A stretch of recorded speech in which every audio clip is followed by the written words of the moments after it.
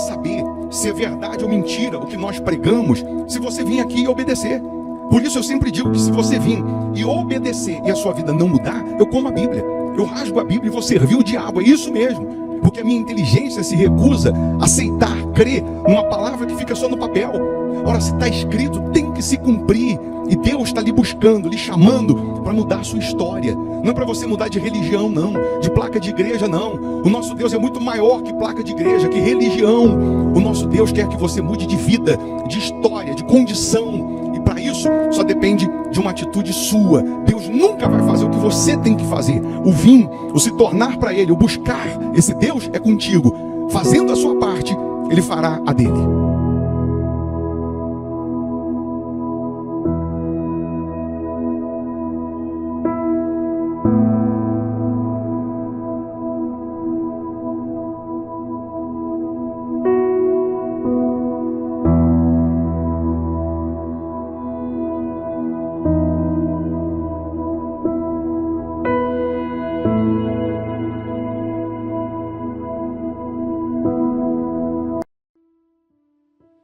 Bom dia, Deus abençoe essa terça-feira, dia 1º de abril, mês 4, estamos iniciando mais um mês na presença de Deus, lhe convidando para uma oração, lhe convidando para essa prece. Nesse momento de oração nós vamos pedir a Deus que esse mês seja um mês de portas abertas, assim como o nome já diz, o mês de abril. Então nós vamos determinar que seja o mês em que Deus vai abrir os céus e vai derramar as bênçãos sem medidas na sua vida. O mês em que as portas que até então estavam trancadas, que elas sejam abertas. E vamos determinar que nesse dia, nessa terça, você já tenha sinais do poder de Deus. Está escrito que os sinais hão de acompanhar os que creem. E você que crê no poder de Deus, esses sinais vão chegar até você. Eu lhe convido para essa oração. Essa oração não tem nada a ver com religião. Eu queria muito, eu sempre enfatizo isso, mas eu queria muito que você entendesse que o nosso Deus é muito maior que religião, muito maior que placa de igreja. Ele morreu por nós, por mim, por você. Não foi por placa, não. Se a placa fosse importante, ela ficava no cofre, não ficava lá fora, não.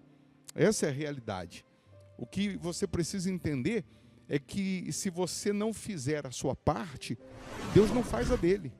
Ele disse, tornai-vos para mim e eu me tornarei para vós outros. Ele só pode operar na sua vida, ele só pode agir, ele só pode fazer com que milagres aconteçam se você der o primeiro passo. Deus não disse, espera que eu vou até você, ele disse, vinde a mim, os que estáis cansados e sobrecarregados, e eu vos aliviarei. Então, o primeiro passo é nosso, somos nós que temos que nos tornar para Deus, nós é que temos que nos voltar para Deus. Aí sim, o milagre acontece. Mas nesse momento de oração, vamos pedir proteção, vamos pedir para Deus abençoar esse dia, esse mês que está iniciando, abençoar a sua casa, a sua família. Você pode escrever aqui o seu nome, nome do familiar, você que está aqui no YouTube, escreve aqui nessa barrinha de comentários e se inscreva também no canal, você que não é inscrito, porque não paga para fazer isso, não paga nada, é só clicar em inscrever-se. Só de você se inscrever, você já receberá uma cobertura de orações, porque nós temos orado pelos inscritos no canal. E aí, você também pode dar o seu like, deixar um cliquezinho nesse joinha aí, porque quando você faz isso, você nos ajuda a evangelizar. O YouTube entende que o vídeo é relevante, ele mostra o vídeo para mais pessoas. Nessa oração, se você puder, prepara aí uma caneca com água, um copo com água. Nós vamos consagrar a Deus, e uma vez essa água consagrada, energizada, onde ela chegar, chegará saúde física e saúde espiritual. Pode ter certeza disso. Então vamos juntos unir a nossa fé. É momento de oração. Se possível, feche os seus olhos. Em o nome do Senhor Jesus, ó Pai. Mais uma vez nós estamos nesse momento apresentando ao Senhor as nossas primeiras palavras, os nossos primeiros pensamentos. Estamos mais uma vez considerando a Tua grandeza, porque reconhecemos a nossa insignificância, reconhecemos o quanto somos pó, o quanto somos cinzas, o quanto carecemos, precisamos da tua intervenção, da tua proteção. Então, neste momento, ó Deus, assim como o som da minha voz chega até essa pessoa, faça chegar o poder transformador, o poder libertador, restaurador. Faça chegar até essa pessoa a luz que dissipa as trevas. Se tem alguém doente, que essa pessoa seja curada agora, que a dor, a enfermidade desapareça, que o mal que vinha prevalecendo, predominando, seja agora aniquilado, seja destruído. Oh meu Deus, abençoa esse mês que está iniciando agora, que seja um mês das portas abertas, que seja um mês em que os céus vão se abrir e as bênçãos serão derramadas sobre essas pessoas. Que este dia, que já nesta terça-feira, essa pessoa tenha respostas, resultados dessa oração, que haja proteção na casa dela, que haja salvação nesta casa. Meu Deus, nós carecemos do Senhor, nós precisamos do Senhor, nós precisamos da tua orientação, da tua direção, dos teus cuidados. Então eu peço, meu Deus, abençoa essa casa, abençoa essa família, esse pai de família, essa mãe, essa esposa, esse filho, esse marido. Abençoa cada pessoa que está agora participando dessa oração, cada trabalhador. Oh meu Deus, faça a vida desta pessoa frutificar. O Senhor é o mesmo Deus que fez aquele bordão que tinha o nome de Arão florescer e dar frutos. O Senhor é o mesmo Deus que disse que ao cheiro das águas a árvore morta vai brotar. Então faça, meu Deus, a vida dessa pessoa frutificar, florescer. Abre os caminhos, meu Pai. Tem gente aqui que ela tem dinheiro para receber, mas está tudo travado, tem causa para sair, contrato para assinar. Coloca as tuas mãos, meu Deus, agora e abençoa. Abençoa o trabalho, abençoa a profissão, abençoa a empresa, o comércio. Honra cada uma dessas pessoas. Que aconteça o milagre da multiplicação, o milagre da salvação, meu Pai. Abençoa as crianças, proteja, guarda. Abençoa esse país. Que no legislativo, no executivo, no judiciário, que prevaleça a tua justiça, meu Pai. Julga a causa dessas pessoas, faça justiça na vida dessas pessoas, entra com intervenção, tal como o Senhor entrou na época de Neemias, e havendo, assim como houve a tua intervenção naquela época, que aconteça hoje, meu Pai.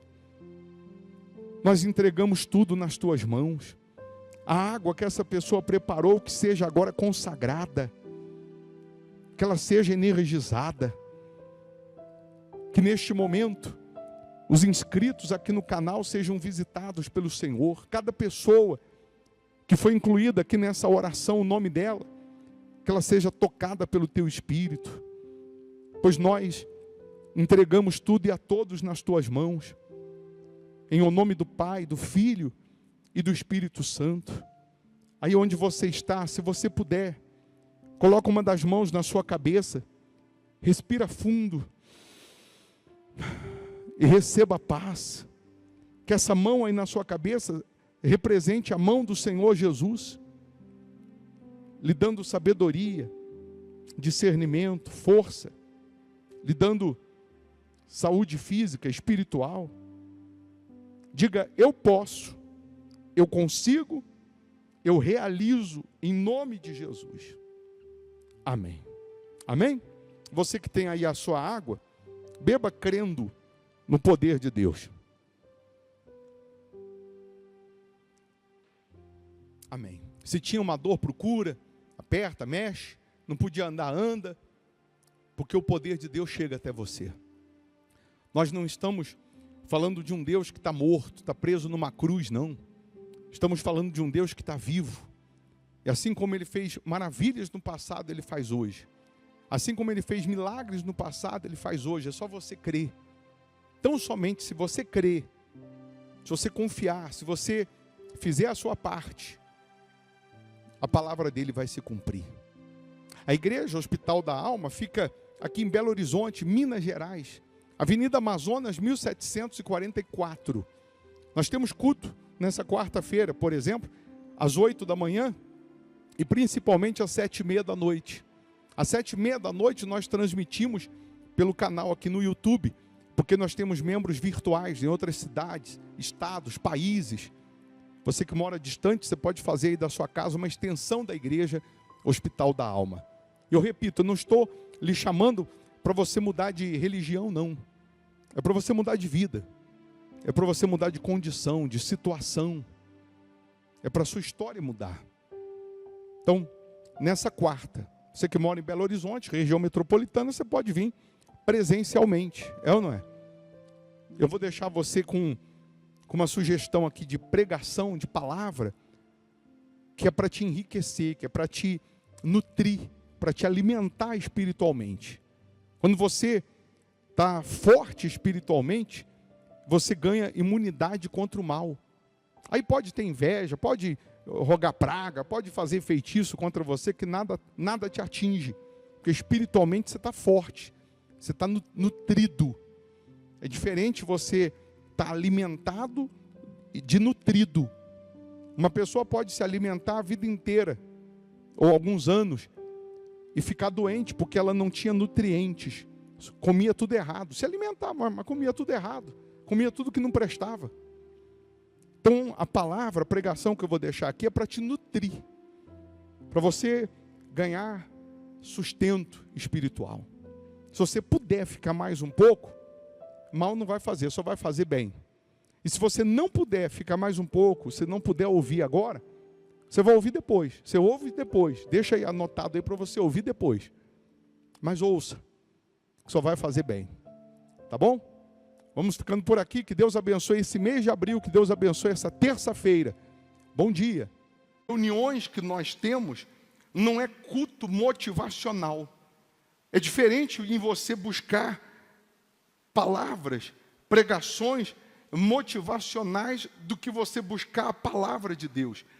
É muito diferente você buscar palavras esquentadas no micro-ondas, 5 minutos, do que você receber promessas e palavras que vêm direto do trono de Deus, ou direto da fornalha de Deus, do fogo que é o próprio Deus.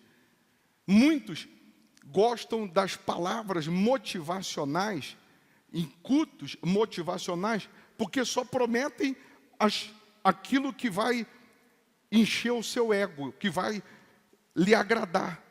O motivacional é só isso.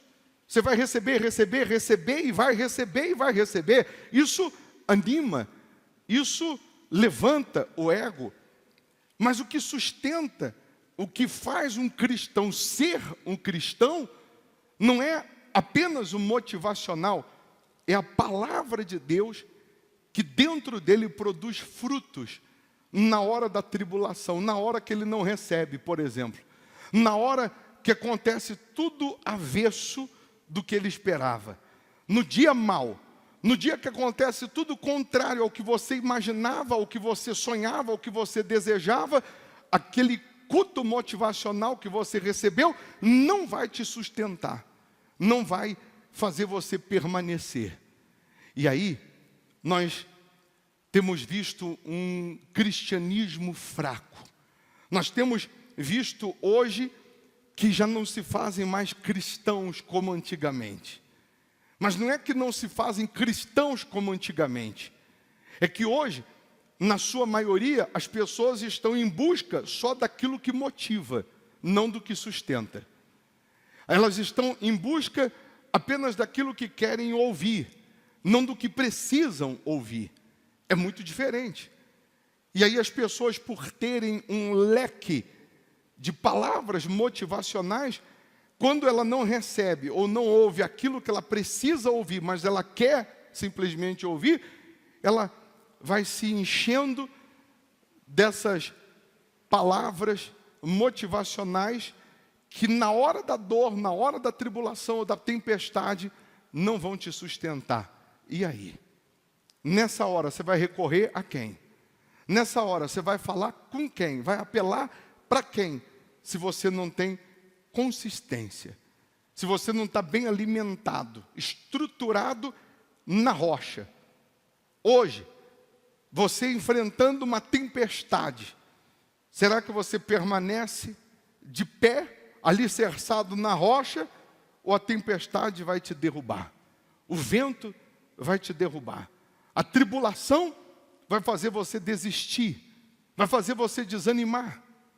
Quantas pessoas que por ainda não estarem alicerçadas em Jesus, podem acumular anos de igreja, anos de Bíblia, mas por não estarem alicerçadas em Jesus, qualquer coisinha desiste, desanima. Qualquer situação que fere um pouquinho o ego, que mexe um pouquinho com a emoção dela, ela vira as costas para a fé, vira as costas para Jesus. Aí a gente tem aquela canção que é linda: eu não o adoro pelo que ele faz, eu o adoro pelo que ele é.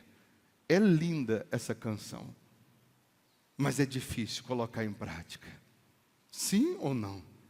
É linda a melodia, a letra. Eu não o adoro pelo que ele faz, eu o adoro pelo que ele é. Mas na hora que não acontece, na hora que eu não recebo, na hora que eu sou contrariado, Deus, onde está o Senhor? Não vou mais buscar o Senhor. Cadê o Deus de promessas?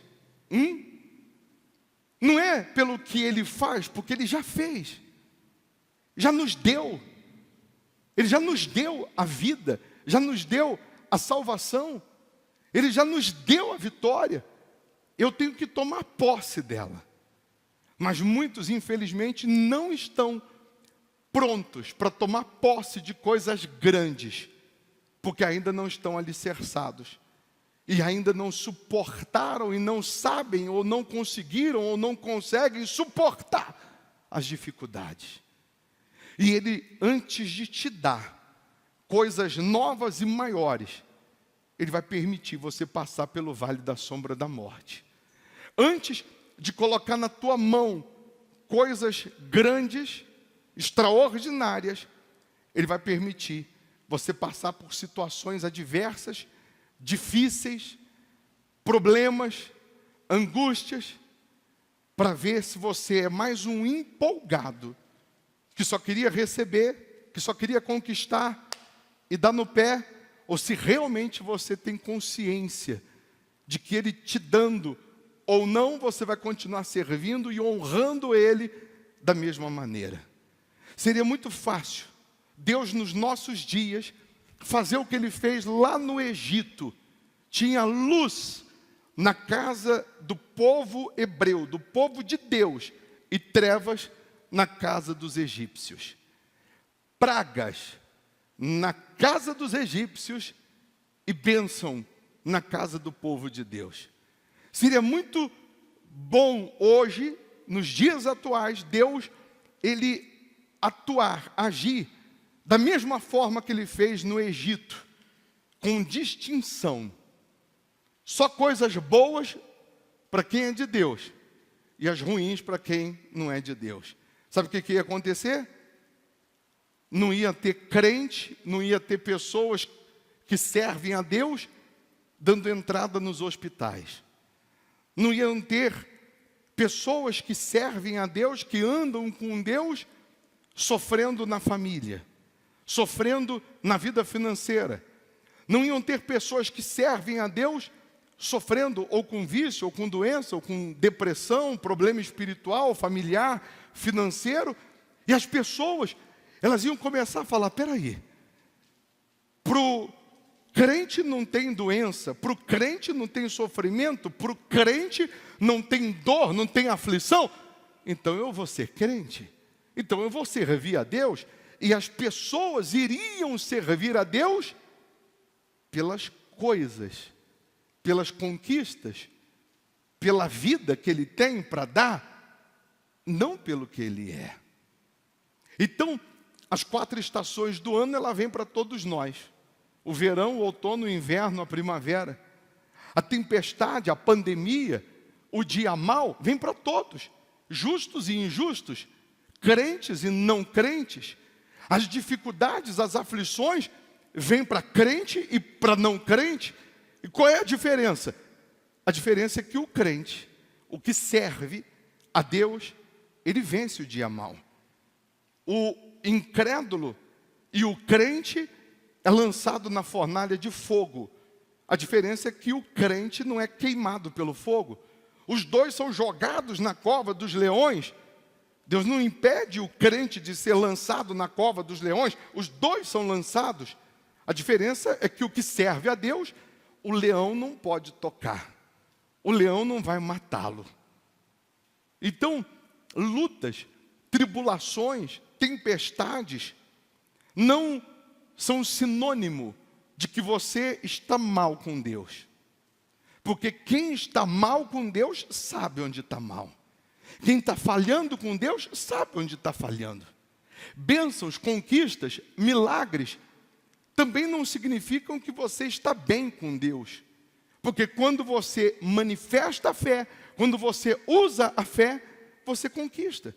O milagre acontece. Mulher hemorrágica usou a fé, o milagre aconteceu. Não ouviu nenhuma pregação antes.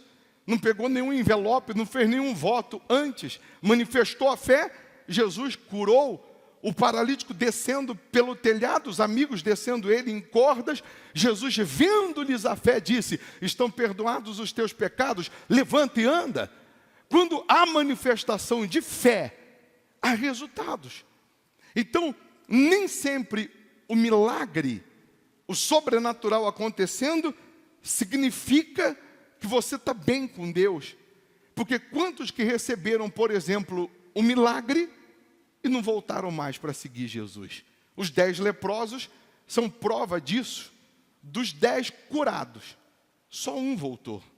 Os outros foram embora. Receberam, mas não permaneceram. Tomaram posse do que queriam, mas não tiveram fé. A fé que tiveram para ser curados não foi a fé que os colocou para seguir Jesus, para andar com Jesus. Alguns têm essa fé para conquistar, para receber. Então, eu vou repetir, é muito fácil a gente cantar: eu adoro, eu não adoro pelo que ele faz, eu adoro pelo que ele é. Cantado é lindo, quero ver no praticar, ou o praticar disso no dia a dia. Aí, a gente conseguindo analisar o livro do profeta Joel, você vai entender que o livro do profeta Joel, por exemplo, é um livro de 3 capítulos, que você consegue ler em 15 minutos, e aí você descobre que você consegue ler um dos 66 livros da Bíblia em 15 minutos. E às vezes tem pessoas que nem ler, ela consegue parar um pouquinho para ler, para buscar, para meditar naquela palavra que vai produzir em sua vida o milagre. Nos dias do profeta Joel, qual era a situação do povo de Deus? Qual era a situação do povo de Israel nos dias do profeta Joel? Profeta Joel, que tinha 17 anos, quando começou a profetizar. Profeta Joel, que durante mais ou menos 800 e poucos anos antes de Jesus, contemporâneo de Elias, de Eliseu. Elias, que fez Eliseu como seu discípulo. Eliseu, que não fez ninguém como discípulo, porque o seu discípulo Geazi não seguiu os conselhos de Eliseu e trocou a bênção, trocou a revelação de Deus por dinheiro. Alguns homens que, ao invés de prepararem outros para seguir a direção de Deus, a palavra, a profecia, as promessas pararam neles. E na época do profeta Joel, já não tinha mais profeta em Israel. Na época do profeta Joel, o povo que se dizia de Deus já tinha se corrompido.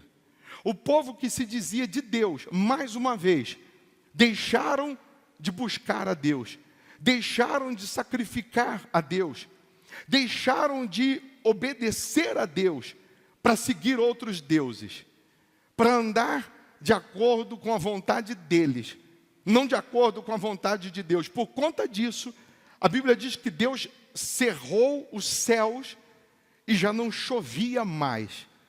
E não tendo chuva, não havendo chuva, um povo que vivia da agricultura. Então, diz a Bíblia que não tinha mais o trigo, não tinha mais o mosto, que era o vinho, que representa a alegria, não tinha mais o trigo, que é a prosperidade, não tinha mais o óleo, o azeite, que representa o Espírito Santo. Então, aquele povo que tinha o título de povo de Deus, estavam com a sua vida envergonhada. A Bíblia chama de humilhados. Povo que era envergonhado, porque tinha título de povo de Deus, mas vivia pior do que se tivesse servindo o diabo. Pessoas que a alegria acabou. A Bíblia diz que a miséria era tão grande que os animais morrendo, pele e osso, eles dizem que até os animais clamavam a Deus, porque eles mugiam e baliam com a cabeça para o céu, como se estivessem clamando a Deus por socorro. Crianças chorando na rua, pessoas que já não tinham mais o que plantar, já não tinham mais o que colher. Na época do profeta Joel, essa era a situação, e o pouco que sobrou, a Bíblia faz questão de dizer que os gafanhotos, migrador, cortador, destruidor e devorador, acabaram com tudo, e eles ficaram numa situação de desespero. No primeiro capítulo do livro de Joel, você vê a insistência de um menino de 17 anos, que, tomado pelo poder de Deus, toma a frente daquele povo que nem o rei daquela época queria assumir, queria falar com o povo, e esse menino, usado por Deus, Joel, começa a trabalhar pesado e falar com as pessoas, dizendo: convertei-vos. Deus está dizendo: convertei-vos, com jejum, com choro. Deus está dizendo: ao invés de rasgar as vestes, rasgue o vosso coração. Joel começou a pregar, começou a falar para as pessoas. Deus está dizendo que não adianta falar da boca para fora, não adianta rasgar as vestes e falar para Deus que está indignado, se aí dentro de vocês não há mais sinceridade, não há mais fidelidade para com Deus. E o profeta Joel pregando e dizendo para eles: convertei-vos, com jejum, com choro. Volte, em outras palavras, às primeiras obras. Volte a crer, volte a confiar, volte a depender só de Deus. Abandone a idolatria, abandone o que não presta e tenha só esse Deus como seu Senhor, como o seu Deus, e não mais os deuses que não são Deus, que não tem nenhuma aparência com Deus, que não tem nada a ver com Deus. Então, o profeta Joel levando as pessoas a essa consciência, e diz a Bíblia que as pessoas caíram em si, decidiram fazer um jejum, decidiram se santificar, decidiram se limpar da vida ilícita, se limpar das suas incredulidades, decidiram voltar às primeiras obras. E aí Deus, vendo sinceridade, vendo fidelidade, vendo desejo, vontade nessas pessoas de honrá-lo, aí então no capítulo 2, está aí na folha, versículo 18, diz: então o Senhor se mostrou zeloso da sua terra, compadeceu-se do seu povo, e respondendo lhe disse: eis que vos envio o cereal, e o vinho, e o óleo, e deles sereis fartos. vos não entregarei mais ao opróbrio entre as nações. Deus, Ele está louco, está morrendo de vontade de restituir o que você perdeu. Deus está morrendo de vontade de te restabelecer. Deus não vê a hora de te honrar, mas Ele só pode fazer isso se você, de uma forma sincera, verdadeira, voltar-se para Ele. Se você se render a Ele, se voltar para Ele, não importa o cenário da sua vida atual, você pode estar com tudo destruído, devastado, arruinado. Ele é poderoso para restaurar tudo isso. Ele é poderoso para mudar época, tempo, situações. Como Ele mudou até a molécula do machado quando caiu na água e fez ele flutuar. Para Deus operar na vida de uma pessoa que se volta para Ele, Ele pode parar o mundo, Ele pode parar a terra, Ele pode fazer acontecer o impossível para te atender, se Ele vê sinceridade, se Ele vê honestidade, se Ele vê gana, desejo em você de se voltar para Ele. Aí Ele diz: alegrai-vos, pois, filhos de Sião, regozijai-vos no Senhor vosso Deus, porque Ele vos dará em justa medida a chuva, fará descer como outrora a chuva temporã e a seródia. O que é isso? Chuva temporã é aquela que vem antes da época. Seródia vem depois da época. Não era tempo, mas ela vem. Você já viu quando o sol está brilhando e de repente cai aquela pancada de chuva, que alguns dizem e chamam chuva de verão, mas não tinha nuvem, nada apontava que ia chover, e o sol brilhando, o céu limpo, de repente cai a chuva. Deus pode fazer chover hoje na terra que já não chovia há alguns anos. Deus pode fazer chover hoje na sua vida para brotar o que já não existia mais, o que estava morto. Deus, Ele pode fazer chover fora de época, para trazer colheita fora de época. Deus, Ele pode fazer chover o Espírito dEle sobre a sua vida, para te dar o cereal, que é a prosperidade, para te dar o vinho, que é a alegria, para te dar o óleo, que é o Espírito dEle.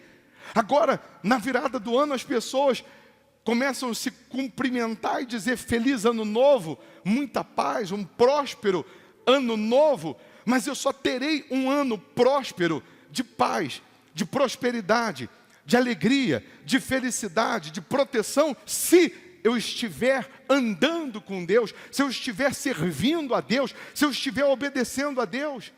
Nesse ano, por exemplo, tem pessoas aqui enlutadas, pessoas que perderam um ente querido. Tem outros aqui que perderam empresa, perderam bens, perderam coisas, pessoas, perderam negócios. Pessoas que, de alguma maneira, por conta da pandemia, por conta do avesso que aconteceu, você teve algumas perdas, mas uma coisa você não perdeu: a vida. Você está vivo, você sobreviveu, e você vivo, você sendo um sobrevivente, você pode sim recuperar o que perdeu, não pessoas, mas você pode recuperar a alegria que já não existe mais, você pode recuperar a saúde que já não existe mais, você pode recuperar a prosperidade que você perdeu, você pode recuperar, reconstruir, restaurar tudo aquilo que você perdeu nesse ano ou nos anos que se passaram. Deus está dizendo aqui que vai mandar a chuva, que vai fazer chover na hora que você nem imagina, que você nem espera. Quando você não vê nenhum sinal, Ele pode fazer chover. Ele pode fazer chover hoje milagres e respostas que você nem imagina, que você não estava tendo sinais, mas Ele faz chegar o milagre sem sinais, sem que você tenha sinais. Aí Ele diz: as eiras se encherão de trigo e os lagares transbordarão de vinho e de óleo. Ele pode encher a sua vida, a sua empresa, o seu negócio, a sua profissão de clientes, de contratos, de portas abertas, de oportunidades. Ele quer encher você do óleo que é o Espírito dele, que é a presença dele. Restituir-vos-ei os anos que foram consumidos pelo gafanhoto migrador, pelo destruidor e pelo cortador, o meu grande exército que enviei contra vós outros. E ele ainda diz: comereis abundantemente e vos fartareis e louvareis o nome do Senhor vosso Deus, que se ouve maravilhosamente convosco, e o meu povo jamais será envergonhado. Sabereis que estou no meio de Israel, e que eu sou o Senhor vosso Deus, e não há outro. E mais uma vez ele diz: e o meu povo jamais será envergonhado. E acontecerá, depois que derramarei o meu espírito sobre toda a carne, vossos filhos e vossas filhas profetizarão, vossos velhos sonharão, e vossos jovens terão visões. Você repara que, além de Deus falar que vai restituir o que foi destruído, ele diz: o meu povo jamais será envergonhado. O que hoje está te trazendo vergonha? O que hoje para você tem sido desonroso? O que hoje tem te trazido humilhação? É nessa área que Deus vai te honrar. Você sabe que o Japão, ele é um país de primeiro mundo, mas o maior índice de suicídio acontece no Japão. Por quê? Porque as crianças, desde que nascem, são doutrinadas pelos pais a serem os melhores em tudo. Os pais trabalham tão pesado no psicológico das crianças, que essas crianças, elas não podem tirar nota menor do que 10. Na escola, a nota maior é 10. Se a criança tirar 9,7, ela vem para casa chorando, desesperada, porque ela sabe que o pai não vai nem olhar para a cara dela. Porque eles trabalham tão pesado no psicológico, que a criança tem que ser perfeita, que o japonês tem que ser o melhor, que o menino tem que ser o melhor em tudo. E quando eles falham ou fracassam em alguma área de vergonha dos próprios pais, eles se suicidam. Se o meu pai fosse japonês, ele ia ter que se suicidar, porque as minhas notas eram tudo abaixo de 5 na escola. Ele que ia ter que se matar, porque não ia ter jeito. Mas a situação é essa. Por conta da vergonha, eles se matam. Porque na cabeça deles, eles tinham que ser o primeiro, e ele chegou em segundo, ele se mata. Porque o pai doutrinou ele que ele só é filho, ele só tem valor se ele for o primeiro. Se ele não for o primeiro, não tem jeito. E de vergonha de contar isso, eles se matam. Mas Deus está dizendo: a sua vergonha vai acabar. Aquilo que está te envergonhando vai acabar. Aquilo que está te humilhando vai acabar. Aquilo que está te constrangendo, preste atenção, vai acabar. Ah, mas o senhor não tem noção do diagnóstico que está a minha situação. Você que não tem noção do diagnóstico de Deus, que Ele está dizendo que o gafanhoto acabou, destruiu, comeu, o que foi arruinado nesses anos todos, eu vou restituir, e a sua vergonha vai acabar. Entenda que quando você tem uma fé consistente em Deus, quando você tem uma aliança com Deus, você pode passar por situações adversas, você pode passar por tribulações, mas se você permanece crendo, permanece obedecendo, permanece fiel, Deus vai te honrar. Você lembra de Mordecai? A Bíblia diz que Mordecai, ele não se curvava para Amã. Amã era um homem de confiança do rei, e achava que tinha um rei na barriga, e queria que todo mundo se curvasse para ele, queria que todo mundo se dobrasse para ele, e Mordecai, sendo judeu, não se curvava para ele, e deixava Amã mais indignado, mais revoltado ainda. E aí Amã por conta disso, fez um decreto para que o rei assinasse, liberando matar todos os judeus da época. E aí, Mordecai, nas portas do rei, nas portas do palácio, a Bíblia diz que ele se vestiu de pano de saco, ele se cobriu de cinzas, que era uma forma de protesto, de humilhação, para chamar a atenção de Deus.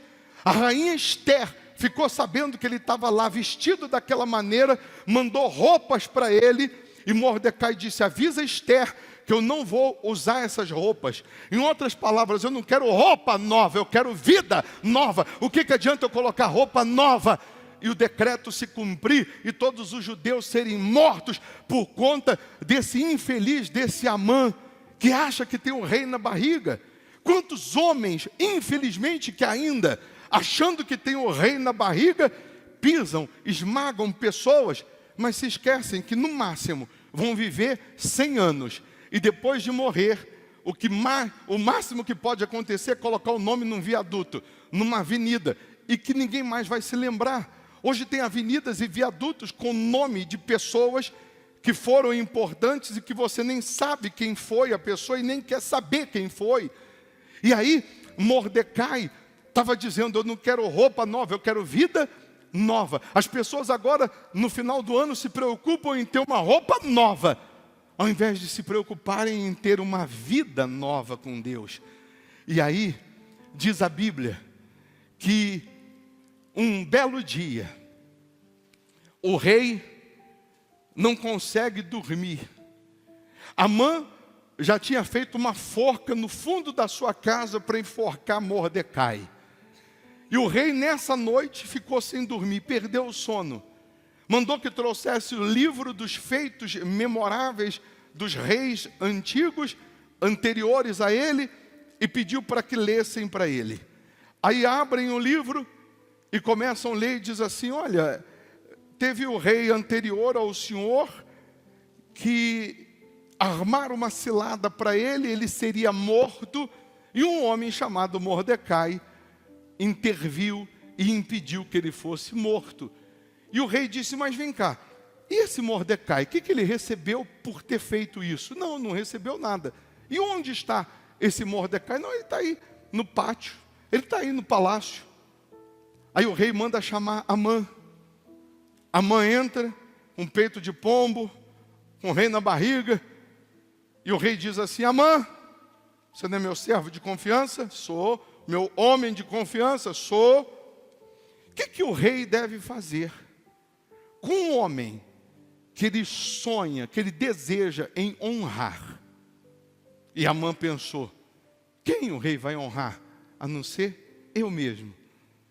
E Amã deu uma dica: o homem que o rei deseja honrar deve ser colocado no cavalo do rei, deve vestir as vestes do rei, deve colocar a coroa do rei, e um homem de confiança do rei deve puxar o cavalo por toda a praça e anunciando e dizendo: esse é o homem a quem o rei deseja honrar. Isso é o que acontece com quem o rei deseja honrar. E quando Amã termina de falar isso, o rei diz: então, Amã, você não é meu servo? Sou, senhor. Então, por favor, imediatamente chama o meu alfaiate, coloca as minhas vestes em Mordecai, minha coroa em Mordecai, coloca ele no meu cavalo, e você, Amã, que é meu homem de confiança, leva ele pela praça, pela cidade, e anuncia que esse é o homem que o rei deseja honrar. Mordecai ficou maluco. Mordecai engoliu seco, mas Mordecai tinha que fazer. E Mordecai fez. Aí eu quero que você entenda que aquele que quer te matar, aquele que quer te enforcar, ele vai ser usado por Deus para levar você e mostrar a honra de Deus na sua vida. Aquele que quer te enforcar, que quer te matar, ele vai assistir a sua vitória. Aquele que quer acabar com você, te pisar, querendo ou não, ele vai ter que assistir o rei te honrando, o rei te abençoando. Mas aí um detalhe: Mordecai é honrado, Mas o decreto continua. Ele volta para a porta do palácio. Os judeus estão para serem mortos. A rainha Esther é judia. E um detalhe: Mordecai é o pai de criação da rainha Esther. Amã não sabia que ele estava querendo enforcar o parente do rei. Amã não sabia que ele estava querendo matar o parente do rei. Ninguém sabe que você é parente do rei. Ninguém imagina que Jesus Cristo é teu irmão mais velho, que o Deus de Israel é teu pai. Ninguém sonha, ninguém imagina que você, que está lá na porta do palácio, humilhado, envergonhado, que você é filho do rei. Aquele que quer te matar não entendeu quem é teu pai ainda. Não entendeu quem te defende ainda. Aquele que quer acabar com você ainda não entendeu o que quer te matar. E Mordecai chama a rainha Esther e diz: você só está aí para defender os judeus, porque você é judia, e se o decreto se cumprir, você vai ser morta. Mas eu não posso entrar na presença do rei sem ser chamada. Era lei, a rainha não podia entrar na presença do rei sem ser chamada, ela podia ser morta. Mas ela disse: manda o povo jejuar e orar. Se perecer, pereci, mas eu vou até o rei, vou falar com o rei. E claro, ela deve ter usado sabedoria, deve ter se arrumado, fez uma chapinha no cabelo, escovou o cabelo, se preparou. E quando ela entra na presença do rei, ele levanta e diz: ó, minha rainha, pede-me, e eu te dou até metade do reino. Aí pronto. Você vai falar isso para uma mulher? Sem falar pede, ela já pede. Imagina falar: pede, que eu vou te dar até a metade do reino. E ela, com muita sabedoria, ela não foi descarregando a revolta em Amã. Ela disse: ô rei, eu quero preparar um banquete para o rei. Eu quero preparar aquele frango com quiabo, que só o rei gosta. Preparou um banquete, mandou chamar Amã. No meio do banquete o rei: fala, minha rainha, pede até a metade do reino, eu te dou. Ela diz: pois é, meu rei, esse Amã aqui, ele fez um decreto para matar os judeus. Só que o rei não sabia, nem ele, que eu sou judia, e que o Mordecai, que ele fez uma forca para enforcá-lo, está lá no fundo da casa dele essa forca. Esse Mordecai é meu pai de criação. O rei ficou injuriado, mandou enforcar Amã na forca que ele fez para Mordecai, e pegou Mordecai e colocou no lugar de Amã para ser o capitão do exército dele, para ser o homem dele de confiança. E o decreto não podia mais ser anulado, mas ele fez um outro decreto dizendo aos judeus que eles poderiam se defender, e os judeus mataram os seus opressores. Os que iam matar os judeus tiveram condições de matar. O que Deus está querendo com isso? Está querendo que você entenda que Ele vai te honrar, custe o que custar, ainda que tenha um decreto dizendo que você vai morrer. Quem fez o decreto dizendo que você vai morrer é que vai morrer com esse decreto. E Amã tinha 10 filhos, e também os 10 filhos foram enforcados na mesma forca. A rainha Esther também pediu, inclusive os 10 filhos dele eu também quero que sejam enforcados, e os 10 filhos também foram. Toda a família foi devastada. Todos que estão se levantando, o diabo, o inferno, tudo que se levantou para te derrubar, para te destruir, não sabiam que você era filho do rei, que você é parente do rei. E você pode ter certeza que o rei vai te honrar. Deus está dizendo: meu povo jamais será envergonhado. Você está sendo envergonhado, você está passando vergonha em algumas áreas, mas Ele está dizendo que essa vergonha vai acabar. Ele está dizendo que essa vergonha acaba hoje. Esse sofrimento acaba hoje. Se você crê nisso, fique em pé no seu lugar. Se você crê que essa vergonha acaba hoje, que essa humilhação acaba hoje, se você crê que Deus vai te restituir, Ele também quer ver em você sinceridade. Ele quer que você rasgue o coração, a alma, e se converta, se entregue a Ele, se renda a Ele, de fato e de verdade. Que você assuma Ele como o seu Senhor, como o primeiro na sua vida.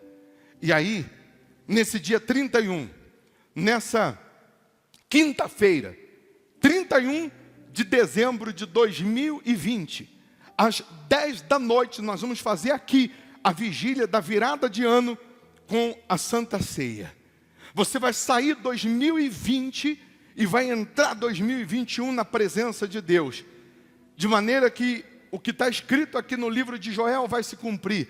Ele vai enviar o cereal, a prosperidade, o vinho, a alegria e o óleo, que é o Espírito dele, na sua vida, fazendo de você um vencedor, uma vencedora em tudo. Ele vai te honrar como honrou Mordecai. Ele vai fazer cumprir a palavra dele na sua vida, se você estiver disposto, disposta a se entregar 100% a Ele agora, nesse momento, nessa oração. Amém? Você que crê vai pegar essa folha que você acabou de acompanhar a pregação. Você que tem fé e crê nisso, vai lutar para isso. Na quinta-feira você vai trazer aqui dentro uma oferta de R$52, representando as 52 semanas que o ano tem e que termina agora, representando os 52 dias que Neemias reconstruiu os muros de Jerusalém, porque houve intervenção de Deus naquela reconstrução. Muros que tinham 4.018 metros de comprimento, 12 de altura, 8 de largura, que levaram-se 3 anos para ser construído e que foram reconstruídos em 52 dias, porque houve intervenção de Deus. Havendo a intervenção de Deus, o sobrenatural acontece, o milagre acontece. Se, em último caso, chegar no dia 31, você não teve os 52, lutou, não conseguiu nada, você vem como oferta viva a Deus. Mas o que você conseguir preparar, você vai lutar para trazer uma oferta. Você vai procurar, nesse último dia do ano, não se apresentar a Deus de mãos vazias. Mas se em último caso não tiver nada, nenhuma moeda, você vem como oferta viva. Você crê nisso? Quem crê? É só obedecer, porque a restituição começa agora na sua vida. A restauração começa agora na sua vida. Eu vou dar para você o cartão do projeto de vida para 2021. Está escrito aqui, Vigília da Virada, quinta-feira, dia 31. E nessas linhas, você vai escrever o seu projeto para esse novo ano. Quem vai estar aqui, levanta a mão, os obreiros vão te dar. Você leva esse cartão. Se quiser mais um para convidar um familiar, esse dia é excelente para você trazer um familiar para entrar o ano com Deus. Só você pedir mais um e levar e convidar a sua família para estar na presença de Deus. Mas entenda que nessa oração, nesse momento, só de você decidir se entregar, se render, se converter do seu mau caminho, abandonar o pecado, abandonar o que é ilícito e assumir Jesus, Ele já vai fazer chover na sua vida a presença dEle.